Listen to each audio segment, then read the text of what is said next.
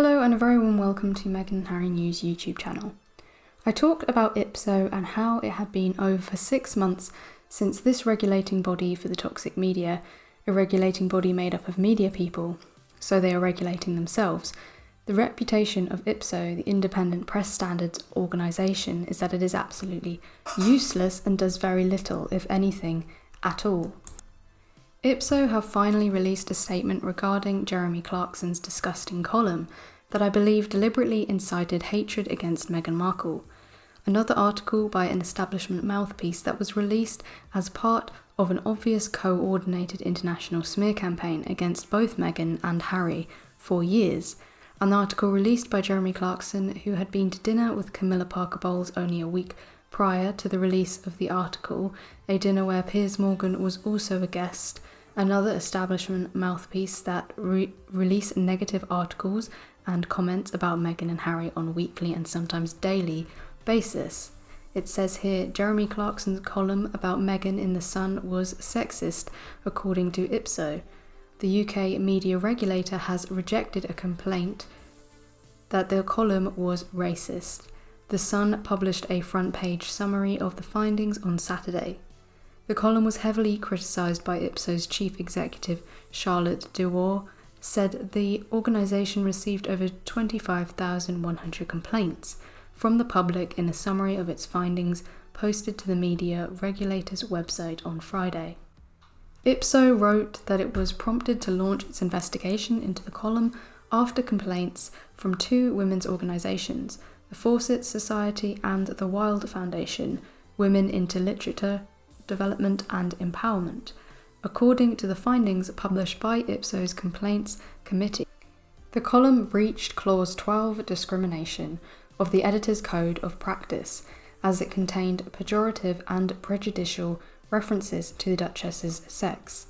IPSO, a UK-based independent press regulator, investigates complaints about stories that may breach its Editor's Codes of Practice, a set of rules that a number of British newspapers and magazines regulated by IPSO have agreed to follow, according to its website.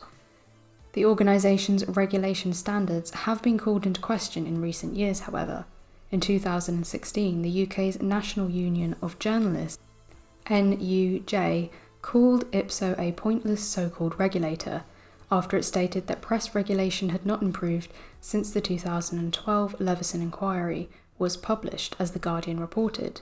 The Leveson inquiry was a public report into the culture, practices and ethics of the British press, chaired by Sir Brian Leveson, in the wake of the News International phone hacking scandal.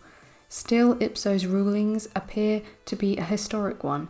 It marks the first time since IPSO was established in 2014 that a complaint on the basis of sexism has been upheld, according to a statement issued to the Fawcett Society's website on Saturday.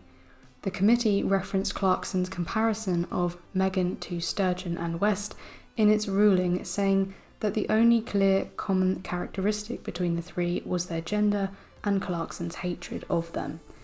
But they didn't believe it was racist. Well, technically, maybe not, but this is the one that is the most ridiculous.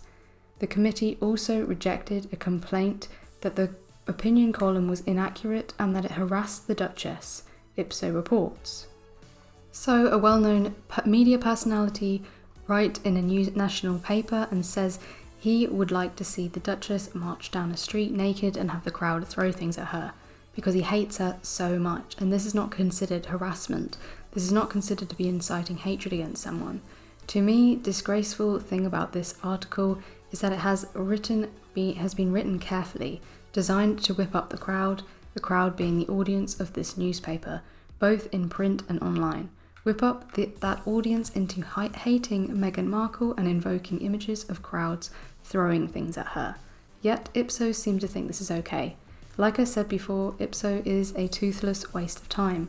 The only way to punish these tabloids is to never click on their articles, never share their articles online, and starve them of their ad revenue.